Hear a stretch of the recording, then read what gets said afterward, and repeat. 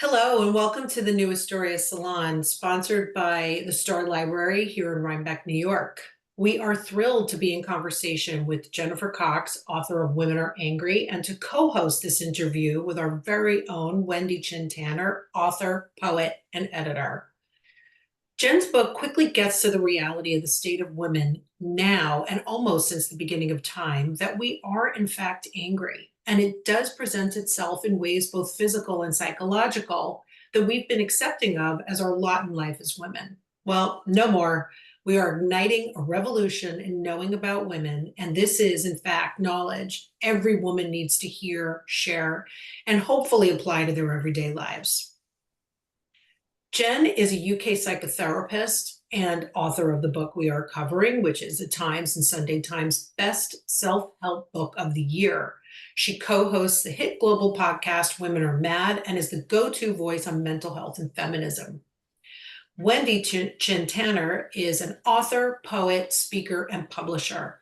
Her novel, King of the Armadillos, won the Louisiana Literary Award. Her poetry collection, Turn, was a finalist for the Oregon Book Award.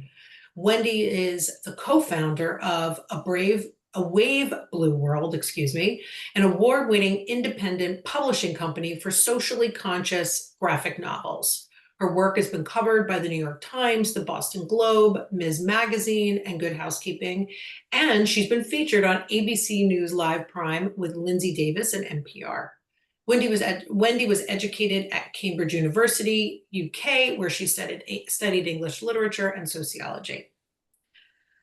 And of course, we have Gina, our founding mother of the new Historia Salon, and truly our inspiration for getting together and in her words, igniting this revolution.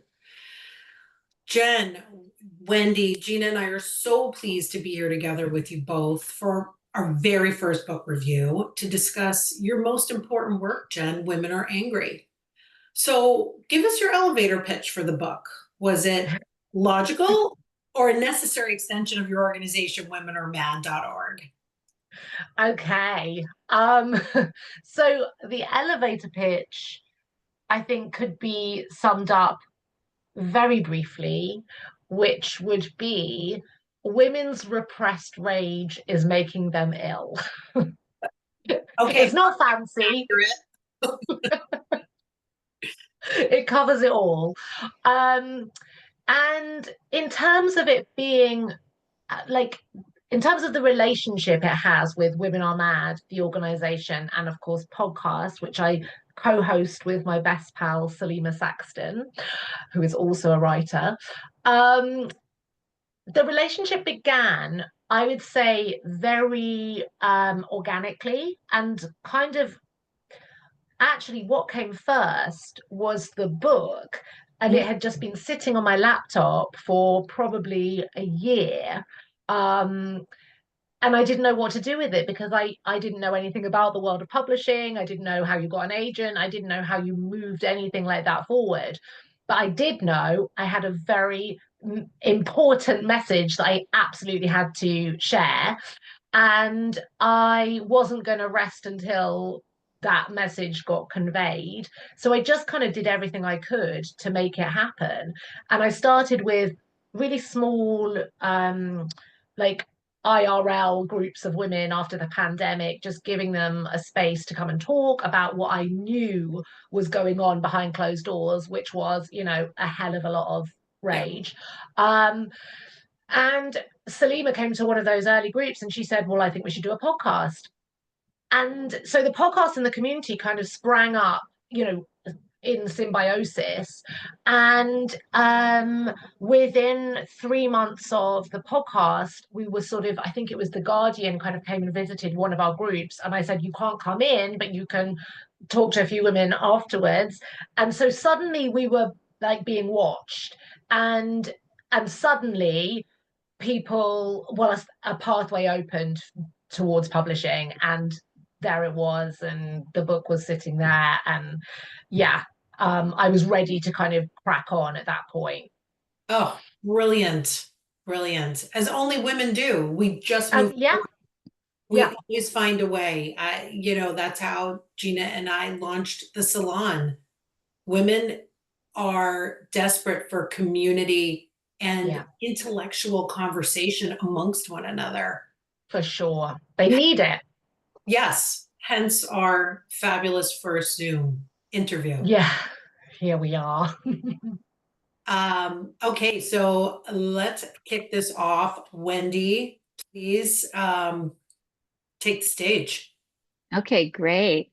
Well, I loved the book, especially as the mother of two daughters. This was, very timely for me, as my elder one is on the cusp of being an adult. So, she's going through a rite of passage, and I myself am going through the rite of passage of perimenopause. So it was at the perfect time, it came at the perfect moment. And Jen and I are contemporaries at Cambridge. And full disclosure, Salima was a very, very close friend of mine from Oh, 25 years back. So, love it. this network has been built over a very long period of time, which is, I think, another thing that women tend to do, connect these dots globally. So Women Are Angry elucidates the relationship between women's anger, especially the way in which we are socialized to repress it, and chronic ill health. The data is definitely compelling. Women, for example, account for 51% of the population with autoimmune disease. I'm sorry, women account for 51% of the population at large, but are actually representative of 80% of autoimmune disease sufferers. So far worse than what I had initially said. And I happen to be one of those 80% as well, which was something that was also an aha moment when I read your book. Mm. Could you please give us an overview of your thesis there and what led you to focusing on that topic specifically? Yeah, I so what I was seeing in clinic and what I had been seeing for years was women coming in that were presenting with all manner of different symptoms, from anxiety, depression, OCD, eating disorders, all the way through to, incidental things that they wouldn't necessarily be bringing to me, their psychotherapist, but which would obviously be coming into the conversation. So, in the form of their physical illnesses, migraine, IBS, sometimes cancers, as you're saying, Wendy, autoimmune conditions, things that they wouldn't necessarily, and initially, I wasn't necessarily putting together with anything like anger. But what I was also starting to feel, and this intensified for sure during COVID, was a sensation coming into the room that was very similar to the one I had felt when I was working with very violent male offenders in forensic settings. So I was getting these presenting symptoms, a whole rainbow of you name it, whatever people ordinarily go to therapy with, plus rage, plus this terrifying level of rage. And the women themselves were, often very highly educated, great jobs, coming from all manner of different backgrounds. So it wasn't as if I could go, oh, yeah, this group of women really suffers. This was women of all ages and from, every kind of ethnicity. And yet the story was the same. And it was essentially you would take the lid off and you'd ask a couple of questions about, home life, working life, families. And you'd very quickly see these patterns emerge where essentially women were expected not just to have it all, but to do it all. And I think, we as women living in this contemporary society know what that means. We know that we are kind of at that pinch point, especially the age Wendy and I, we've talked about this, is where you've got teen kids, you've got aging parents, and you've got a job, very often a very, very demanding job. And it's not possible. What I was starting to see was, these stories on repeat. essentially what I was being told was, I can't do this. Mm. This is not possible. And their bodies were collapsing, their minds were collapsing under the strain of it. And so I started to do some proper research, and I very quickly, again, this data is available, it's out there, it's just not in sort of lay literature as yet. And it's in our common sense. We've always known this, especially as women. We know where stress sits, we know where heartbreak sits. What we don't know and what we haven't paid attention to is where our anger sits, and that's because we haven't been allowed to. And once I started giving permission to these women to call this feeling anger and see the relief that it was bringing them, just in the moment, if nothing else, but then over time from their various symptoms. I mean, obviously it was complex, and, you can see from the case studies that everyone has their different and unique story and background, but there were these common denominators. And that was what I strongly started to realize, had to change. We have to do something about this because it's killing us. Yeah. I have a quick question, Jen. I think one of the things that was resounding in my head while you were speaking about that was one of the things, and we've got a nice range of age groups here. So sort of I'm in menopause, it goes, it comes, whatever. But the idea that women have been told that they can't ask for help, even from their partner, Mm-hmm. and that how does that then um, amplify the anger? My God. I mean, yeah, how doesn't it amplify the anger? And Exactly. this Exactly. is, I had a really interesting, in fact, it was an interview I did last week where the journalist said, I realized it didn't occur to me to ask my husband to go out for milk when we needed it, when the baby was really young. So I would put on all my, outdoor clothes, middle of winter, put the baby stuff on, get us out the door. You know what that feels like. And suddenly the baby does a violent poo and you have to go back in, and it's trying to leave the house with a Yeah. young baby. Yeah. Forget about it. And yet we do have to do it all the time, and there isn't anyone to help. But she said, imagine if I just asked him. Yeah. And then I said, yeah, imagine if that began a kind of cascade of permissions. So not only would you ask him about the milk, you would then maybe ask school to call him if the child was sick. Maybe it would be him that would go to the pharmacist and get nit treatment if your kid had nits.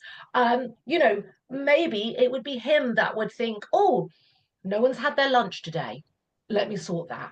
So these these kind of moments of inequality and the fact that we don't feel we can ask for help to make things more equal from the get-go, I think set us up for these larger inequalities as our lives go on.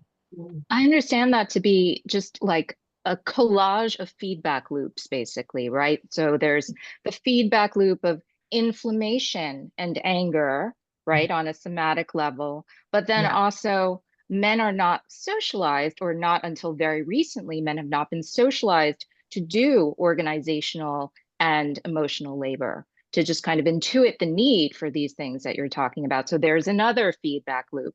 And I sometimes feel like it's incumbent upon us to reinvent the wheel, that, the onus is put on us as women to train or retrain these men to accept our asks.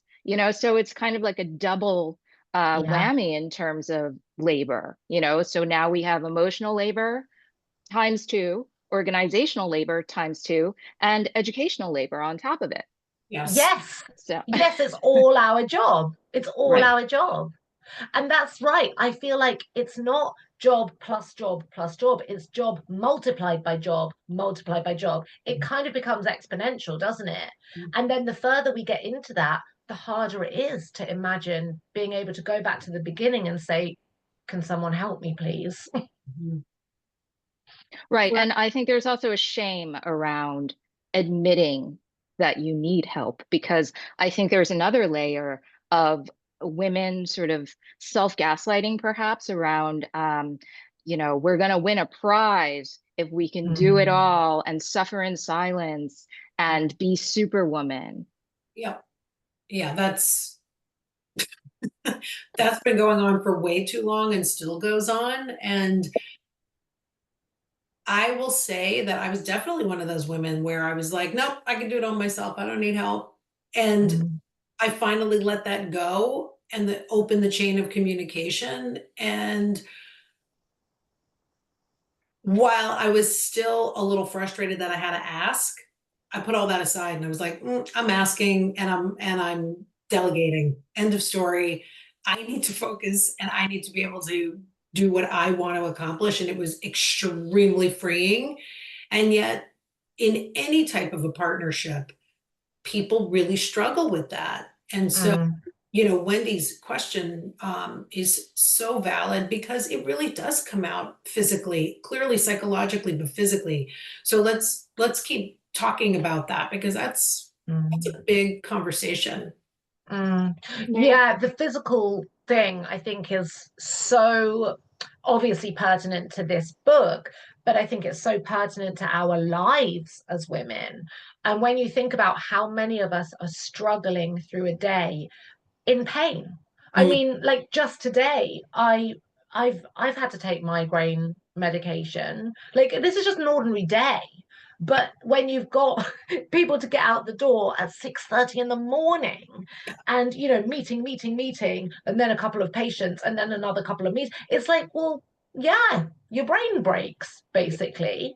But I won't even, I mean, I've told you guys that, but I'm not going to probably even bother telling my husband that I did that because it's just so ordinary. It's so normal to just take the pills and carry on. Yeah. And I think, when Wendy talks about inflammation, that's absolutely key to, my thesis in general is that, these hormones, adrenaline, cortisol, that we aggregate in our bodies when we are faced with situations which are telling us you should get out or you should fight this, but we're not doing either because we have to sit and we have to tolerate and we have to absorb. Then what happens to those chemicals in our system? Nothing. They sit there, and that eventually leads to this sort of the series of events that follow, which involve, as Wendy's saying, inflammation. And once we have inflammation hanging around in our systems, that, the cascade of disease progression from there is logical. Of course that's going to happen. We're not meant to be sitting in these feelings for, chronic amounts of time. It's fine when they land as an acute experience and we get rid of it and we move on, but that isn't happening. And that's why I am really, really keen to educate women on the importance of getting it out quickly and not having it sit in us, so that even people who can't necessarily afford therapy, they can go for a quick run or literally go into the washrooms and run on the spot. We can get this stuff moving. Gina, did you have a comment? Yes, I just want to say, and I'll pick up on this in my questions, that the ignorance that women live with, and therefore everybody else, about themselves, because they have never been objects of public interest, of general interest. That's the way our knowledge systems developed, probably beginning in the 4th millennium BCE. And this is important because knowledge is power. How can we be powerful with, for, and about ourselves. And then all the people whose lives hinge on ours or interact with ours, if we're so ignorant. Mhm. And ignorance, I think, when you don't know what else to do when you're ignorant, you get mad. I mean, you have to choose between fleeing and fighting. Mhm.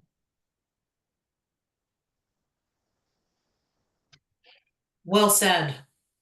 And then if you can't, that's our issue, isn't it? That we don't really, that would ideally be our choice, but we can't make that choice because society forces us to stay in the situation that it has decided for us. And that's, you know, that's where the repression obviously comes in.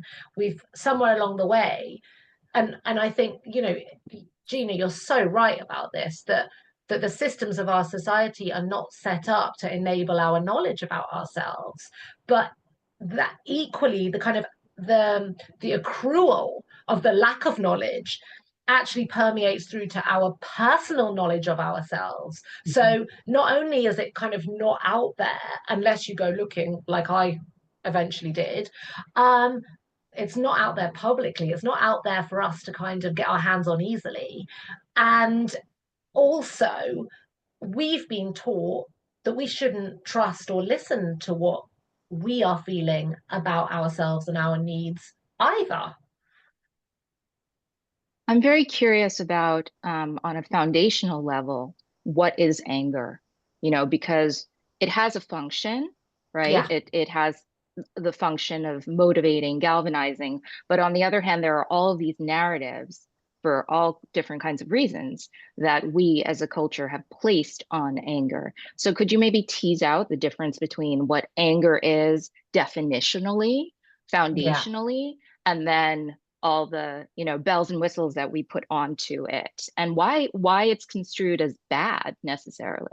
I mean, this is honestly, Wendy, I feel like I sort of omitted to think about this fully in the book. And it's kind of come since for me, because in the book, I really focus on your first point, that anger is, you know, it's one of the 5 basic emotions. It is telling us we need to change something about this situation. So it's very useful, it's very important.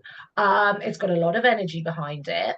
Um, but what if, so it lends itself kind of logically to this idea of activism, change, you know, needing to affect a different outcome for ourselves. It lends itself brilliantly to that, kind of like no other emotion. But this is something that's been in my head, like literally far more this week. I don't know why. What if we just allow ourselves the this sensation itself and don't try to use it as a fuel for change? Like, what we aren't really permitted, or like society will let us in its own way sort of get a little bit active about things, and or activated about things, because actually then it's still a woman doing good, you know, she's being useful. Yes, I see the logic here. But what it will not let us have is just anger for anger's sake. That feeling, just, you've done me wrong and I don't forgive you. And I'm just going to stay in this state. It won't let us have that. And it calls us all sorts of things like bitter, twisted, you know? That's where the witchy stuff comes, I think. But I do feel like if I was to write this book again, I would want to have a chapter on that, because it was like I didn't get there in my head. I couldn't let myself just, you know, sit with anger for anger's sake. Mhm. I love that idea of not fixing it, you know, because I think the kind of current understanding is that there's more than just fight or flight. There's fight, flight, fix, and Sure. fawn, Yes. right? Yeah. Yeah, Freeze. yeah, Yes. Freeze is another. And women are often in the freeze, you know, right. Yeah. rabbit in headlights. Yeah. Yeah, And I'm a fix. That's same, my MO. same. Yeah. But I think that there's something also to the inherent feeling of a woman that it is our job to fix things. Yeah. And, you know, I recently had a personal situation earlier in the year where I was angry like I'd never been angry before in my life for weeks. And that feeling was so all consuming. But if I didn't allow myself to feel all of that, I would have never gotten through it and never been able to move on and let it go and just say, yeah, I had to have that moment. It sucked. It went on for too long. It was physically draining, physically draining. Mentally is a given, but physically draining. And I came out on the other side like, okay, I don't know what that was, but that was actually a really great experience because I've let it go. I've put it where it needs to be. It was a moment. And in the past, I would not have allowed myself to just sit with it. And there really is something about the reality of allowing yourself as a woman to sit with the feeling and not fix it immediately, Yeah. because that is my immediate go-to. Yeah. And yeah, so now it's all sort of cleaned up, but it's definitely a new relationship and it's on a new level and I'm free of it. And that freedom is extraordinary. I think there's definitely something about letting ourselves have our full feeling. You know, it's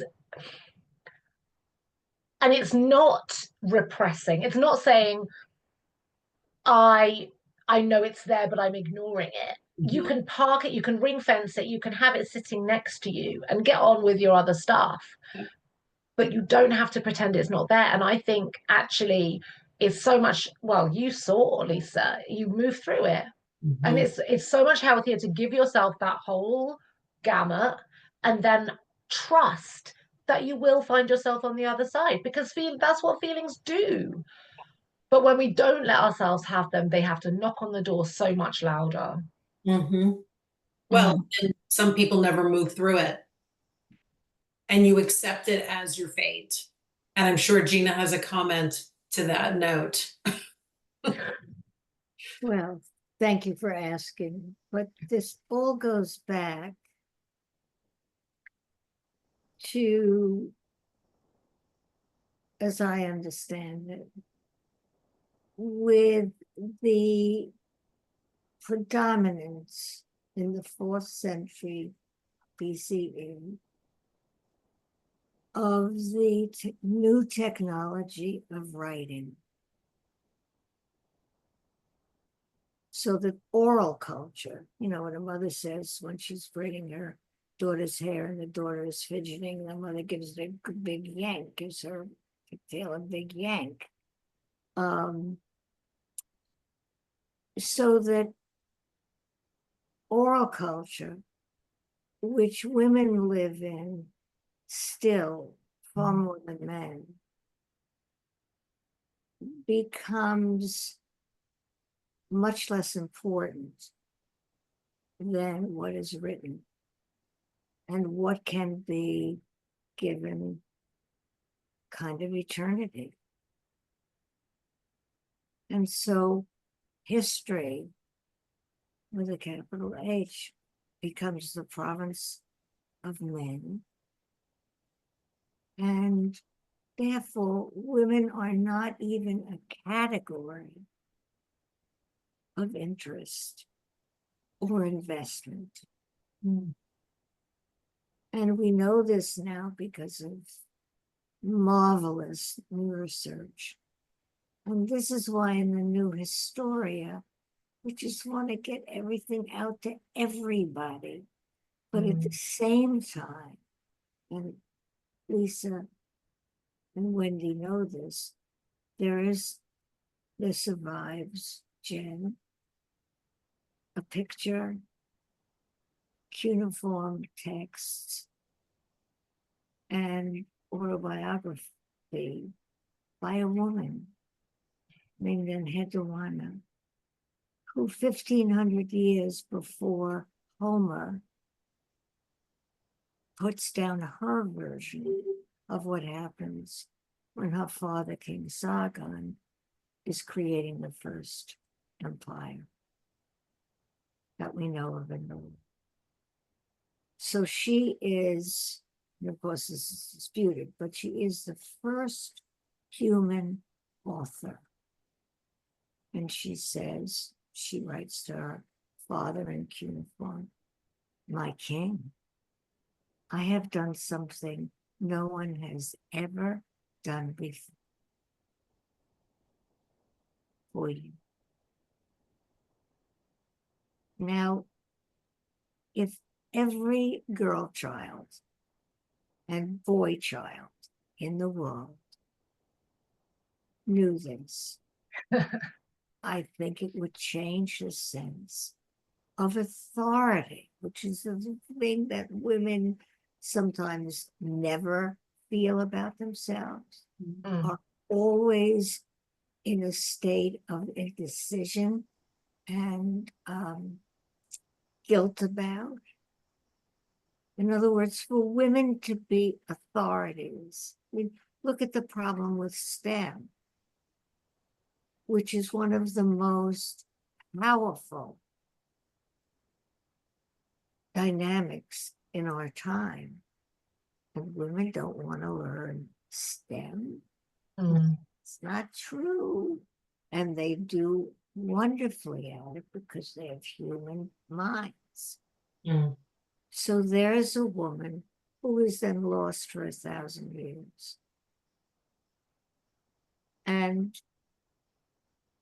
men say that Homer begins the record of Western civilization, but it turns out now that there are some scholars, particularly women, who question whether there was ever a Homer.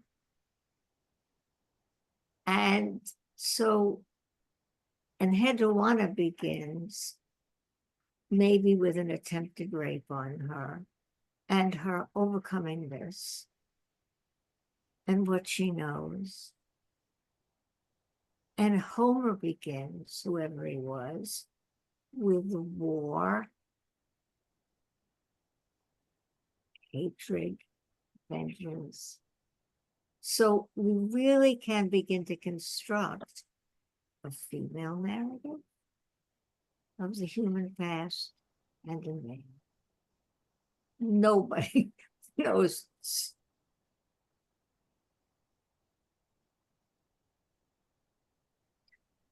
Okay, so who knows if all of these, if all of us knew about Enheduanna, would we all be angry? I mean, there's a question. And I think, Gina's life's work and what she's doing with the new Historia is to empower. We keep saying women, for sure it's women, but we also need to empower men with the same knowledge, so that we are not men and women. We are humans working together to really, live together, be in collaboration together, understand one another, research one another, all of those things. And I just, Jen, your book is just so, as Wendy said, timely. And I love that it's a book that, in our case, Wendy and mine, that we are mothers of daughters. Mine is a 1-year college graduate who's out there trying to make it in what is known as a male-dominated world, which is the music industry. And, having access to these different ways of approaching themselves and their emotions is enormous. I mean, here's my book. She saw it on my desk. She's like, "Are you done with that?" But that's the whole genesis of all of this. This is what the new Historia is trying to get out there, that the sooner the better we empower women. And I know we have some more questions, so I want to make sure we get to those because they were really, really incredibly insightful questions. Wendy, do you have another, please? Yes, yes. I mean, what you're saying leads me straight into it, which is the timeliness of this book and the fact that we find ourselves now in a historical moment in which the galvanization of anger is needed. Because, you know, from a neuroscience perspective, anger activates the regions in the brain and the physiological responses that prepare us for action, right? And with the current state of the world, not just the United States, but of the world. How do you think, Jen, having written this book, how do you think we can harness that collective anger that we are generating and that we're articulating right now in this moment, and focus it on social change? Oh, wow. I mean, I think community is is ultimately what this has to come down to. Because, I mean, just today, without going into the details of it because it's too long-winded, but in the UK, so people think that in the UK abortion is legal, but actually it's still considered a crime against the body. You need a two-doctor sign-off to be allowed to go through with it. Today, police chiefs have started, well, it came out actually the weekend in the Observer. Police chiefs have started to draft like documents where basically officers now have authority or will have authority. This is allegedly. I mean, I this is so crazy to actually be saying these words. They have authority to go into women who have lost a baby, the homes of women who have just lost a baby, so in utero, so whatever stage that is, stillborn. I don't know what that goes down to in terms of miscarriage, and this document. They have the right to go into the home and check that this hadn't been done deliberately by her. And I'm guessing this was following a case that basically they tried to send a woman to prison during COVID for giving herself an abortion. Well, So, Is this a recent change? so this is like I think it's literally just coming into force. Perhaps once it really goes viral, someone will stop it happening. I don't know who's decreed the instruction from the top. I can't believe it's just within the police. It must be something governmental. But I yeah, we need to know more, but I think that's the point, that in the past we were just told these things and okay, We did we them. had to accept them, and that's obviously part of what, you know, this aggregate anger would be. But I think nowadays we're so much more aware. We're hearing this stuff almost like on rolling news as it happens. We're very connected. I absolutely loathe social media, but it does have its function, and this is the best use of it, is that we can all gather together and we can, you know, use our angry voices in unison. And so that's, you know, really what I would say is, when I wrote this book, I was desperate. You know, it was in the middle of the pandemic. I was on hotline to patients from dawn to dusk. I was an absolute husk of a human, and I was furious, and I just had to get it out. I guess what I didn't realize that it would be that it would spark this kind of global conversation. And I think, well, come on then, let's keep going. How far can we go with this? And how much more connected can we get, and how much more unified and loud can our voices become, our angry voices? but I it's think part of also, our anger is in the regression that's occurred because, you know, I'm going to hold my hand up and say, I have had an abortion and I had that abortion in the UK and I did not require two doctors signing off on it. So, you know, I'm horrified that this should be the case across the pond where, you know, I think I sort of idealize my experience of medicine there from 20 years ago, you know. Yeah. Gina, did you want to add something? I just wanted to say that we as women suffer from not having been a category of interest in creating new knowledge. And of course, there are many more educated women and active women than there have ever been in the history of the world, which is why we are now finding things both about our past and how to live in the present and the future that nobody ever thought of. I mean, in a way, this is a naissance, a birth for women. Mm. But of course, we live in a world in which has never been made for women. We are squatters everywhere and all the time. And that's why when women turn against themselves, it is horrifying because every major religion, or certainly the ones that I'm familiar with, insists that there is one way to be a woman. All of us are not to be in the Christian religion, Eve's. We must not desire a bite from the fruit, either apple or pomegranate, of knowledge. Because knowledge is the thing that men have always had and have very much denied women.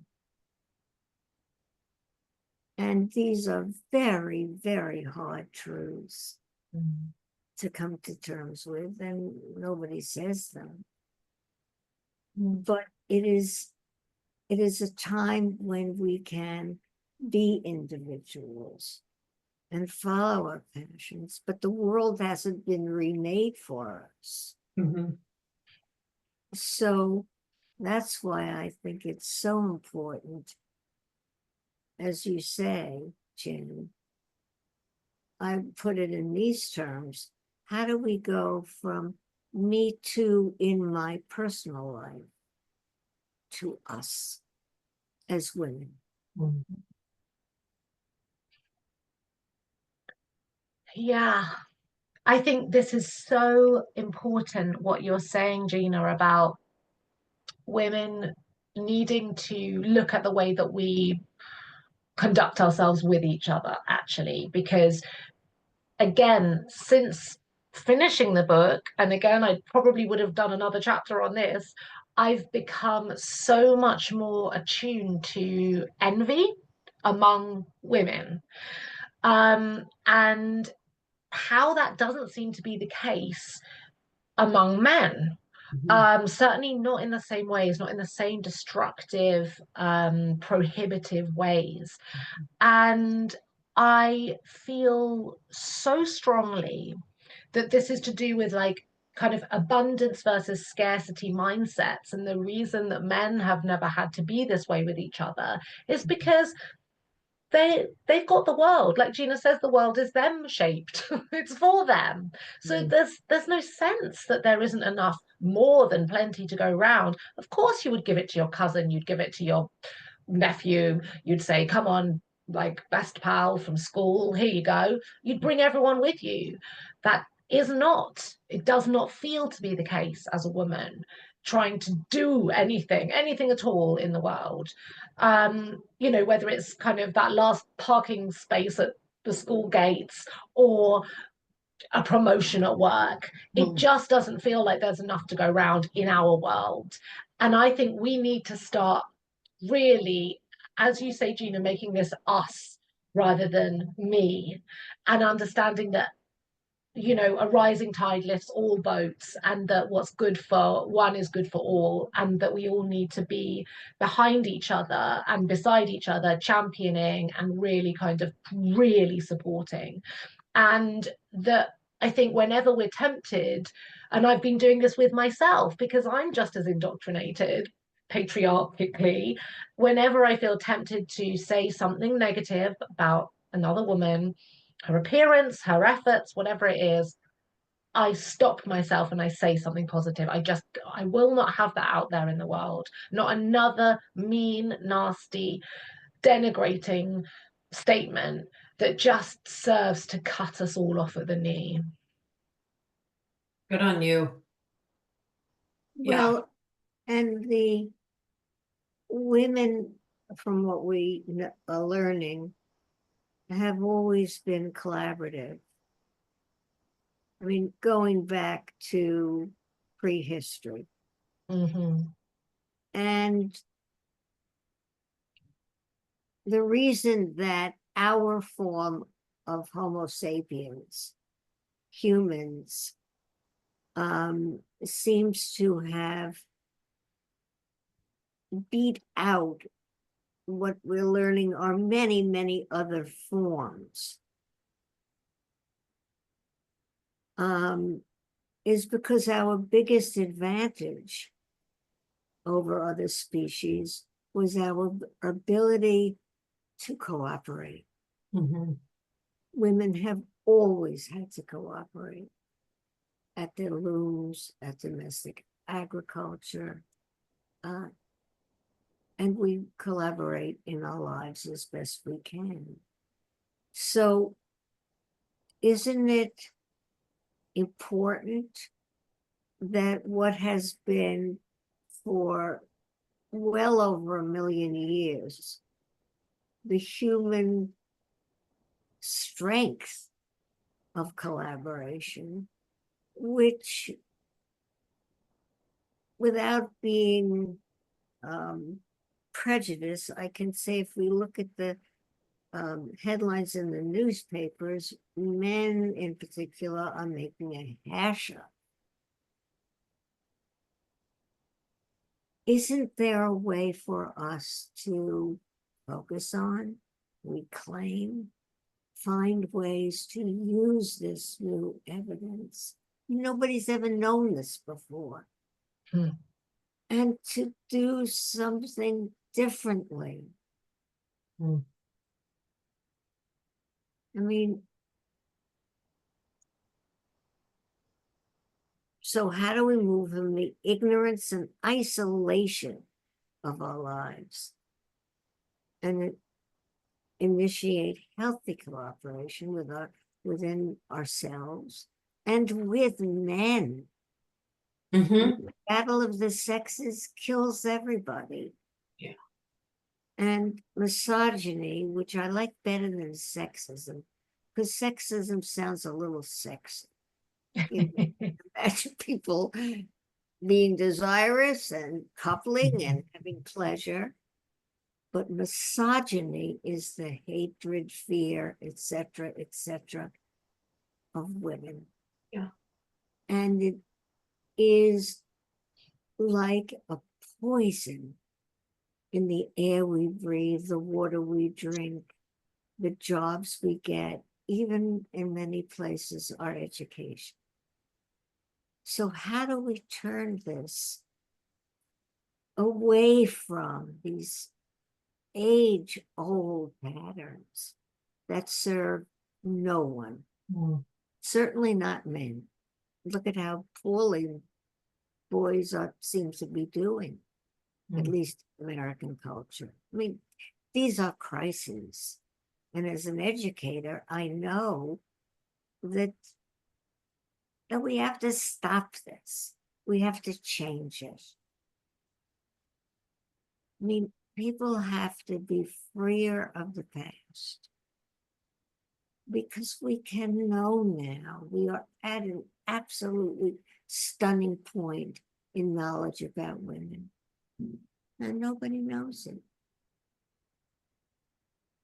And I think this is what I feel, or what I felt had to be a very key message in the book, was that men are welcome, not only welcome in this conversation, but needed in this conversation, and that we need to be doing this and including them right from the beginning, and that we need to expect the same of our sons as we do of our daughters, emotionally, developmentally, psychologically, because, you know, it really is only the systems of our education and various institutions that they meet along the way that consolidate these binaries. And we, you know, there's no logical need for it. We need to keep boys in the room when we're talking about periods. We need to, you know, not allocate an entire playground over two boys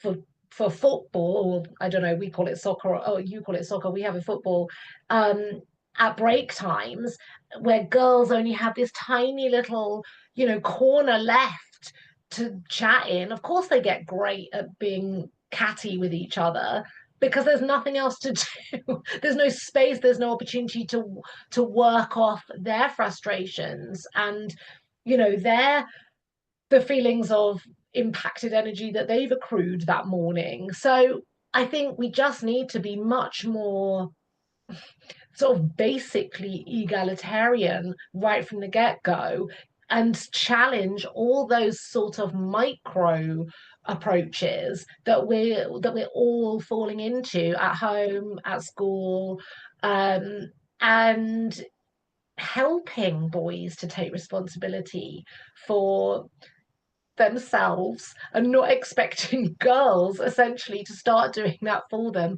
and never stop, because it's trying to look after them in order to keep ourselves safe that is so often the biggest use of our energy, the biggest misuse of our energy as we go through. Mhm. It feels like a very heavy lift, though, to efficiently enable collaboration in a culture, and I'm talking about the collective culture of Western Europe and the United States, North America in general, a culture that is extremely individualistic, Mm. number Yeah. one, but that has increasingly become atomized as a result of the internet, as a result of COVID. So it seems like we're pushing against an impossibly large and ever expanding boulder. So I Yeah, wonder if you I can speak to totally that. agree. Yeah, I really agree with you. And I worry a lot about the kind of the human race as an entirety going forward, because the patients coming into my clinic, especially the women, are pretty much swearing off relationships. The young women, their workplaces are offering to fund egg freezing, so they're going for that. They're getting little kind of doodle dogs as companions. They're not bothering with boyfriends because it's horrendous trying to do any form of modern day dating, but it's also really horrendous trying to do that with people that have, you know, not been taught how to be responsible or own their feelings in any way or communicate them. And I totally agree with you. I think the pandemic threw us back decades in terms of where we were trying to get to. And I think it's really impacted the way that, I don't know about little boys and girls. I have hope there, but certainly there's like a kind of, as I see it, like a swathe of young people who maybe kind of hit high school or last years of, you know, grade school, at the beginning of the pandemic, and whose really young lives were hugely impacted by the lack of socializing, the lack of, you know, option to work things out and to sort of fight things out even if needed. And I think they're really stunted, and I think we haven't done enough, certainly as mental health professionals, to think about that properly and what that means going forward. And yeah, I agree, Wendy. I think also what's coming, this kind of AI tsunami, is really worrying because, you know, what I'm hearing about in terms of, you know, image, what's it called, doctrination, and pornography, and even kind of paid rooms where men can kind of use avatars to basically do whatever they want with women. There's a new, Laura Bates has a new book out. I can't remember the name of it, sexism in the, or a new sexism in the digital era or something. And it's essentially about this, about what we need to be really worried about, I think, well, like terrified about, to be honest, in terms of, you know, where we are now and what is to come, and how prepared we need to be, and how prepared we need to help younger people be. It's And like it's the only by social having, conditioning around various forms of cruelty has been lifted off, you know. Yeah. yeah, I mean, I just would actually, to that, I would say, if you kind of look at the role models in society, you've obviously got Trump now. We had Boris Johnson, who was, I mean, you know, partying through the pandemic. Yeah, it's the individualism, it's the absolute, you know, lack of it. Well, I mean, it's fascism. Yeah. I think though, to circle back, um, you know, when Gina said, how do we go from me to us? To me, that's the biggest question. How do you continue to grow community, continue conversation, even if it's something that, you know, you're going to debate? It doesn't matter. It needs to be out in the open, and we need to. I say this often to my daughter. Women need to be comfortable to choose themselves and their own well-being. And women do not feel they have the right to do that without attaching it to some form of guilt that I put myself first above whomever is in their life. And this idea of choosing yourself, choosing what feels right for you, um, that's a place of freedom for women that I think if every woman tried it, even for 24 hours, they would feel a sense of relief in their entire being. Just Mm, even if it meant I'm going to sit down and read Women Are Angry and I want to absorb it all on my own for 24 hours. Do not, it's all about me. Um,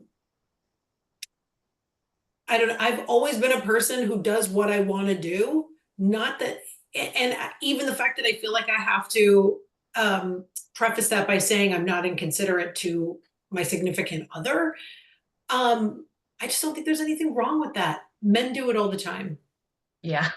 And to go back to the comment about, um, Jen, you were saying, you know, like, yes, men are like, come on, pal, cousin, nephew, uncle. Women are trying to figure out how to get above the next woman instead of bringing all the women along with them. Yeah. And the envy that women feel is due to the fact that we've been told that we're not as good as that woman. And how Mm, do you get to be as good as that woman? mm, And we're all individuals. We all have a purpose. And when we've recognized that we can learn from one another, my personal growth in knowing both Gina and Wendy is exponential over the past year. And allowing ourselves that freedom to learn from one another, Jen, what I'm learning from you and in the book, I mean, it's extraordinary. mm. And we should feel grateful for other women to take. Yeah. Yeah, we It's should. huge. It's not nothing to be ashamed of that we need to learn from another woman. I'm Mm, grateful that I have women to learn from, and I don't want to look to men to learn from. Not that there isn't more to learn from them, but this empowerment of knowing that there are women out there who can help us, and it is us. We have to recognize that that is nothing to envy. That is something to grab onto and run with. mm. Yeah. Is envy a form of anger or is it a form of desire? Very. Love that. Well, I've been thinking about that a fair bit. because I really thought, I'd love to write about envy. I'd love to kind of have that be the next version. But this is funny because my agent said, there's not enough in it. It's like, it's an article, it's not a book. Oh, I And don't I wow. really counter that because, yeah, because as you're saying, what is it? What is it? Yeah. Don't we want to know more about what it is? We know that there's envy versus jealousy, which, is about whether someone's got something we want and we want to aspire to it, or whether we're frightened that someone's going to take something that is ours. But yeah, what is the relationship of that to all manner of other emotions? Where do they all intersect? What bits are what and why?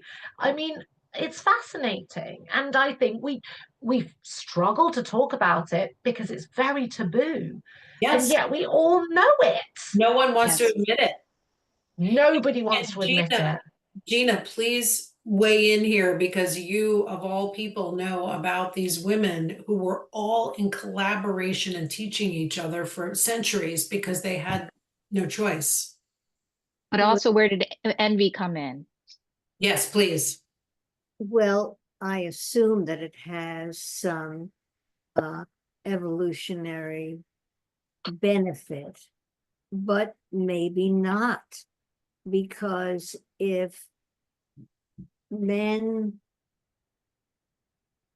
if men are valued for how much power over others and things, bodies, money, houses, yachts, Teslas, whatever it is, going back 5,000, 6,000 years, then that's hard to undo. But I'll just say again, I walk around in my life with clouds of earlier women around me.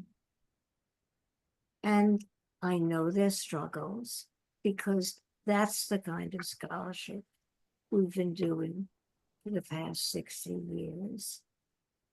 And it needs, what we know needs to be out in the world so that we don't have to have Women's History Month.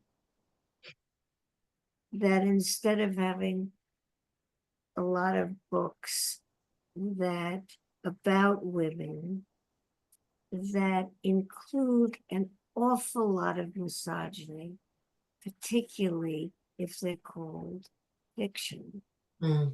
This is a huge issue. The movie Firebrand with Jude Law and the woman whose name I can't say, that very beautiful woman, was about Henry VIII's sixth wife. Did you see it, Jen? No. Well, I was so excited. Somebody was making a movie about Catherine Parr. And the first time I put it on, I turned it off in a rage. Because this is true about Elizabeth Tudor. It is true about so many of the women who have been erased. Women have been erased. Who were the women in eternity? When Virginia Woolf's father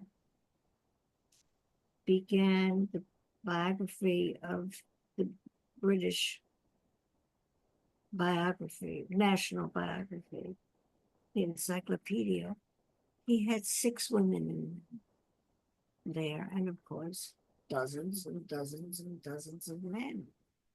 So in part, I see some of the radical brilliance and beauty of what Virginia Woolf wrote as her attempt to say, I am here.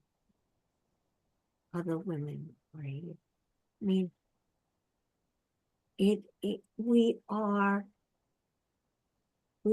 being cheated of another version of the human past. The past not belong just to men. Mhm. And one of my favorite news factoids is that where there are pictures of and all kinds of glorious accounts of George Washington at Valley Forge. cro- at, at crossing the Delaware. Oh, okay. There's a new book out. I think, Wendy, it's a woman in our neck of the woods about Martha Washington. And I've done other research. Martha Washington was with George and these frozen, famished, frightened, angry men. She was there with her friends. Now, at every turn in what we know about history produced by men, the work that feminist scholars and not just women, men too, but to get to the truth of where we come from, what's in us, how we are acculturated, and what women have done. I mean, that's just been sheared off. So that changes. I mean, very quickly, there was a wonderful book by two scholars at Stanford, and it's called Agnotology, the making and unmaking of ignorance. And what they say is that what we don't know is as crucial as what we do know. Mm. And it says this wonderful line, what do we make of knowledge not yet known? And knowledge not yet known is what women like me have for 60 years now been pursuing. It's very hard. It's very scary because there are all kinds of glittering prizes that don't come to you. Yeah. But it has to burst out now Mm. because we have to address the dispensing with education during the pandemic. Yeah. We have to. Yeah.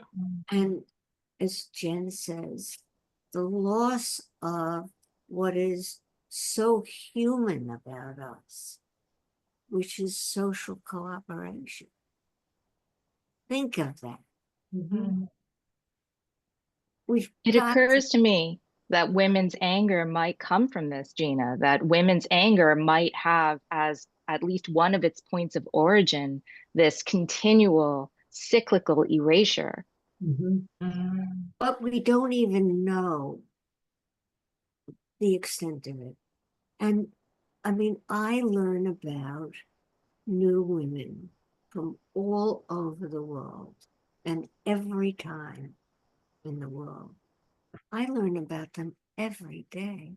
And you go, oh my God. Oh my God. That's a woman who's my ancestor. Mhm. So, because so much of what we do is replicating as women what's been done. Yeah. The new thing is that Jen is saying it's making us sick, but it's always been making women sick. Always. And we have to know it. We have to teach it. We have to talk about it. And we have to help men in some way to learn about this too. Because it's a cognitive blank. We are a cognitive blank in the evolution of knowledge that feeds us. We can't be comfortable in the world as it is now. There's been no place made for us. Lisa and I had the incredible experience yesterday of going to see a girls' school. And the name is Emma Willard, named after this polymath who started the school in 1814.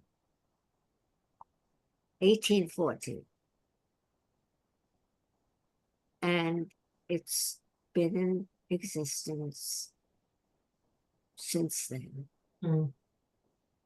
And it was to go in a place where what the great scholar Anna Marie von Sherman said in the 17th century is its modus operandi. A girl who is given time to study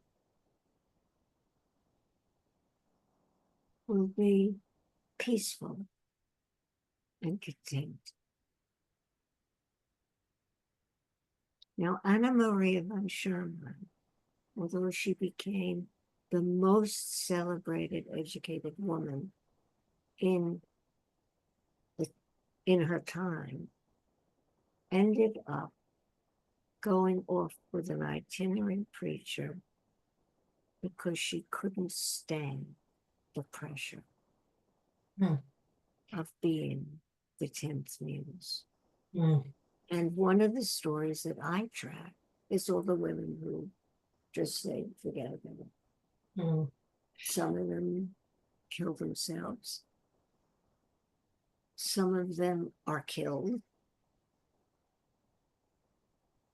But women's unhappiness is increased exponentially as they seek to be knowers and recognized as human female knowers about women.